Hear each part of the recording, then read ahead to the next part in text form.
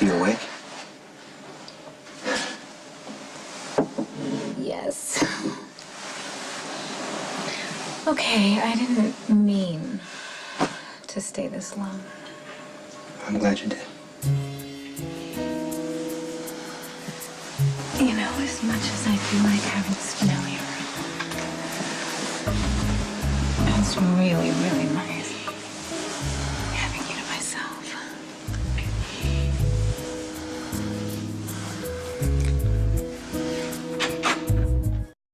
His gratitude to all for attending our meeting on such short notice.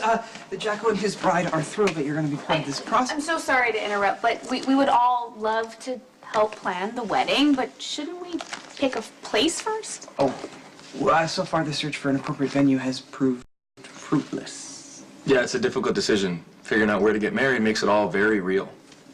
Well, Maximus and I fervently desire our nuptials to be real, don't we? Oh, absolutely, and Robin is right. The place is key. We just haven't been able to decide on anything yet. One thing we do know for sure is we want Christina and Molly each to do a reading. Yes, Christina Shakespeare and Molly Elizabeth Barrett Browning, respectively, of course. And yeah, the poets will flesh out our. I'm sorry to get all practical here, but I'm with Robin. It won't matter what Molly and I practice reading if you guys don't know where you're holding the ceremony.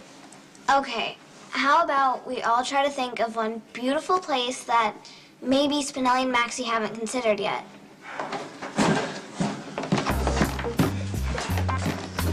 Go back upstairs. Greetings. Spinelli. And lots of other people. Sam, I don't think Spinelli would have asked us to come over if he knew that you and Jason are upstairs making passionate love.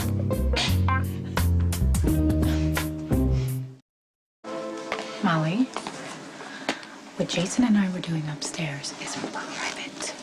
Well, I know, but Jason didn't have a shirt on, and you're in the same clothes that you wore yesterday. Sam just said it was private. Well, I'm sorry. I happen to think it's really romantic. I mean, Jason and Sam were once torn apart by cruel circumstances, and now they're back together.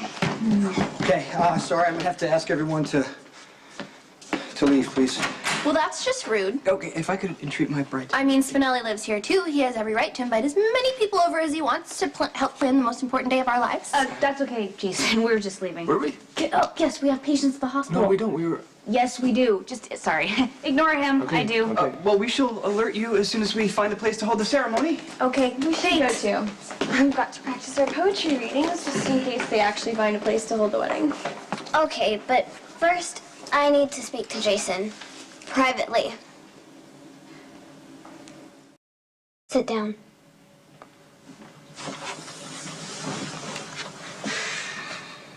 Look, I know that Sam spent the night, and that means... Okay, that's between me and your sister.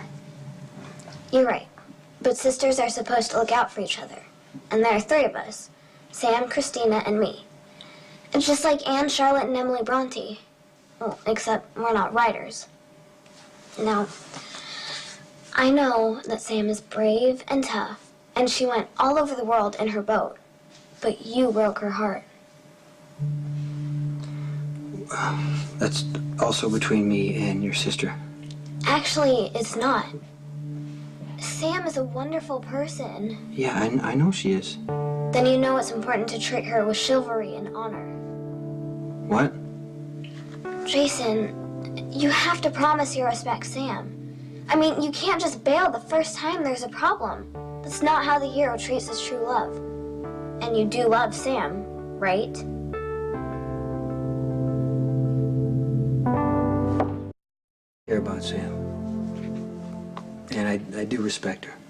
So you promise you won't hurt her? I mean, Sam and I, we made mistakes, but we forgave each other. And? And it's between me and her.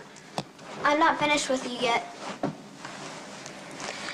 Would you say that your love with Sam is doomed, tragic, or fated? What?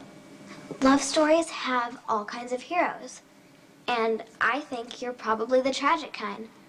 like Tristan or Lancelot. Skilled at arms and defense, but not really destined for happiness. You know what? I haven't really given that Usually a what happens to the tragic hero is that the maiden he loves winds up dead. Or he does. But either way, I don't want that for Sam. Neither do I. I'll be careful. Really careful. Adventure's cool, but dying isn't. Sam deserves a happy ending. And I guess you do too. So, now Can that I go back upstairs? I guess. Thank you for your time.